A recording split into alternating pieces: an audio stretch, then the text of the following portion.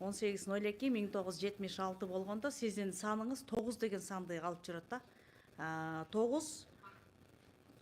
9 сиз өзүңүз билдиңиз, боорукерлигиңиз бар экен, алдыда турат экенсиз, жеңишиңиз керек экен, идеясы жок эле чуркап иш кылат экенсиз деген нерселер да.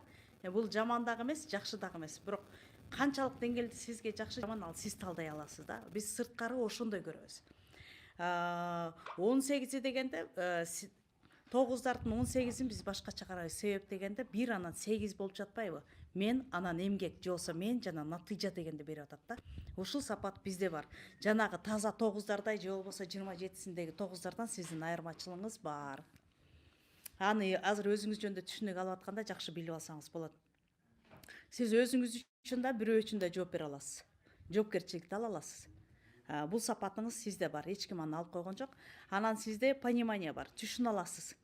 Түшүнүү сапатыңыз бар. Бул аябай жакшы. 6 бар. Даанышмандыгыңыз бар. Бир нерсени укканда кабыл алуу бар. Чечмелөө бар. Анан жан дүйнөңүздө, могул жерде жан дүйнөңүздө топук бар да, мындай. Жанагы ач көздүк, бир сараңдык, алдын ала мен үчүн деген нерсе жок да, зависть деп коебу же мындай кандай түшүндүрсөм болот, ошо топуксуз да, топук. Бул жок болгондо адам ач көз болуп, ачка калгандай чувство жанталаша берет, жана жутуна берет деген сөз. Түшүндүңүзбү? Ошол сапатыңыз сизде жок. Андай сизде жок. Анан карап туруңуз. Сизде 7 бар. Сиз бүгүнкү күнгө чейин кыймылдасыз, действие жасасыз, чарчабайсыз. Энергия бар сизде. 9 бар, кыймылыңыз бар. Бул аябай жакшы. Эми биз 9'дун энергиясын түшүндүк, ишенчектигин билдик, боорукерлигин билдик. Жардам берүүгө ар дайым даяр экенин билдик. Бирок ошол эле учурда сиздин энергияңызда мындай. Өзүңүз үчүн жеке ишкерлигиңиз болуш керек. Же болбосо өзүңүздүн идеяңыз менен бир ишти жаратышыңыз керек да. Ушуга өтүшүңүз керек. Бул энергиядан энергияны алмаштырдыңыз, опыт жизни топтолду. Эми карап туруңуз. Анализ, талдоо жок. Убагында сразу алып, талдап чечимди кабыл алайын деген, туура максат коеюн дегенге өзүңүз талдай албайсыз. Көрдүңүзбү? Ушул сапат бар. Муну коюшуңуз керек. Туура максат коюп аягына чыгаруу. Өзүңүздүн максатыңызды койгонуңуз жакшы. Мисалы, максат койбой жашайт экенсиң, анан максатсыз экенсиң десе таң калат, бирок ошол нерсе иштейт. Бир мондай коюп максат, анан аягына чыгарыш керек. Ошол сапат жок болуп атабы? Сүйлөбөйсүз.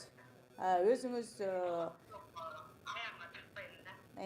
ошо бул мындай болот да. Могу азыр мен сизге как раз баратам ошол нерсени. Тил табышуу, тилди иштетүү деген нерсе жок. Тил да жабык. Биз сүйлөйбүз, ооба, бирок когда керек болгон учурда тилиңиз иштебей калат да.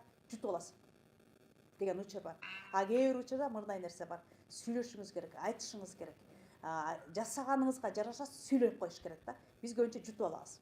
Ошондо сиздин матрицада 5 деген саныңыз жок да, ошо сизди кармап турат. Бул сиздин артыкчылыгыңызда жакшы кээде бир талкан жуткандай туруп калыш керек, кээде бир жакшы нерсе айтып калган жакшы. Убагында сүйлөп калган жакшы. Чечип салган жакшы да. Вот ошол убакта анан 8 деген саныңыз жок, 8 деген саныңыз бар матрицаңызда. Бул эмнени айтып атат? Эмне кылбаңыз, эмне жасабаңыз, ийгилик алып чыгып кетет. 18 дегенде сизде 8 бар да, 76 болгондо 7 деген саныңыз бар матрицада. 7, 8, 9 сизди түзмө-түз ийгиликке алып келет, успешностька алып келет. Бирок качан ал иштейт сизде? Ушул энергия мындай безусловно иштейт дегенге, мындай кынтыксыз ишке ашат деген, качан сиз туура максат койгон учурда.